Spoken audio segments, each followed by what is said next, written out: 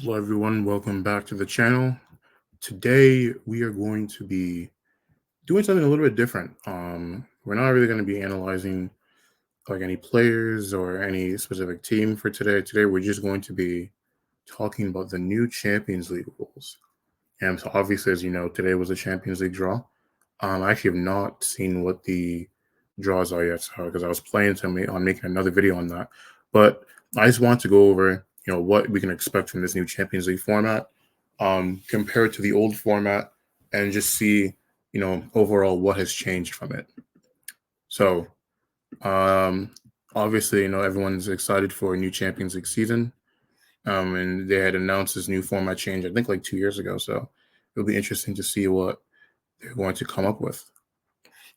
So you should be seeing the website for the Champions League, and we're just gonna go over the new changes together. We're not gonna watch the video. We're not doing that. So yeah, we're gonna start here, and they claim anyway that the new format is in order to deliver the best for clubs, players, and fans. The final format, yep, so it was approved on 2022, so 2 years ago.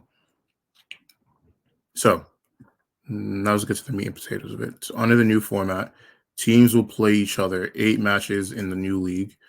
So it's going to be replacing the group stage. They will no longer play 3 opponents twice home and away, but will instead face eight. No, sorry, will instead face fixtures against 8 different teams, playing half of those matches at home and half of them away. And to determine the 8 opponents, the teams will initially be ranked in 4 seeding spots.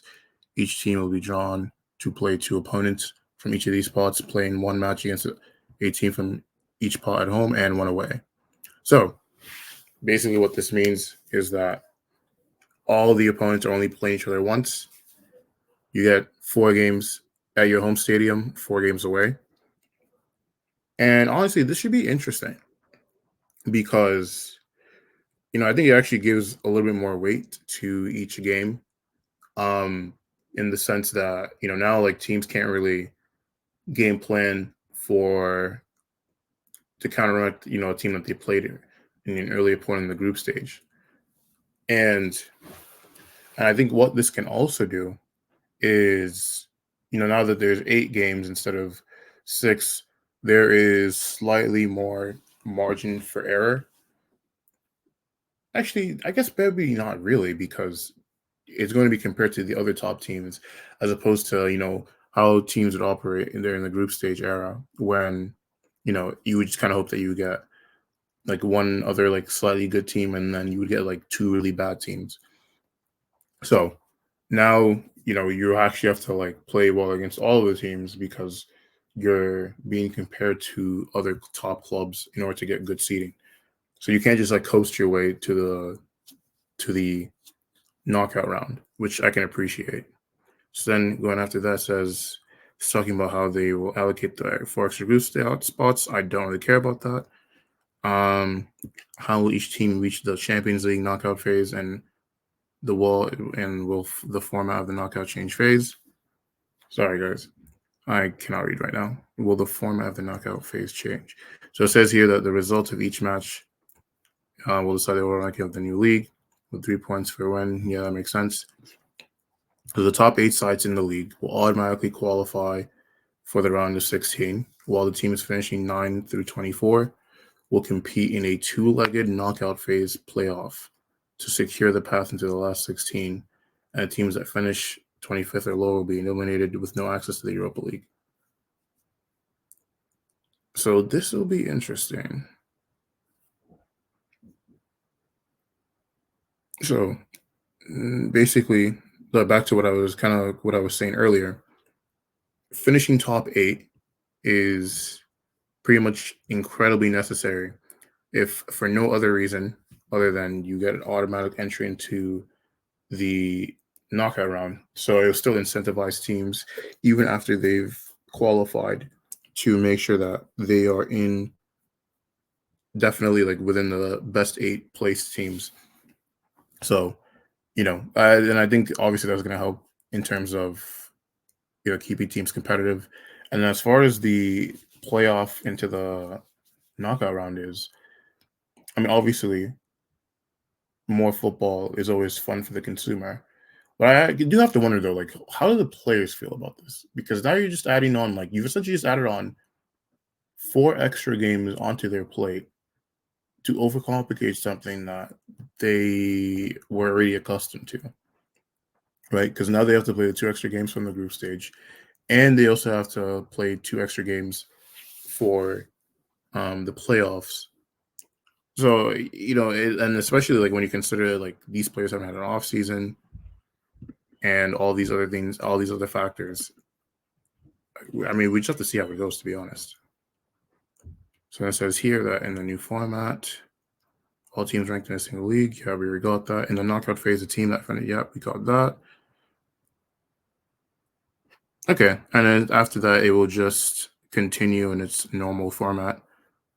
So basically, this really only changes the group stage portion of the Champions League, and they are planning on applying a similar format to the Europa League and the Conference League as well.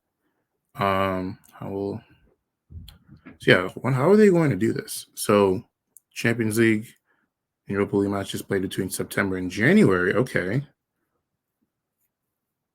so now they're adding an extra month to the group stage schedule. Each of the 3 club competitions will have 1 exclusive match week, with the other 2 competitions not being scheduled in that week. So in normal weeks, Champions League will be played Tuesday, Wednesdays, while Europa League and Conference League will be played on Thursdays. In the exclusive week, Champions League will play Tuesday, Wednesday, and Thursday. And for the Europa League, it will be Wednesday, Thursday. And for the Conference League, it will still only take place on Thursday. So when are they? So I guess the real question I want to figure out is when are they going to do the playoff rounds? Are they going to do it, within that week? Or are they going to save that for early January? That's what I really want to know. And it doesn't really look like they said here, unless they just plan on having those match weeks be the playoffs.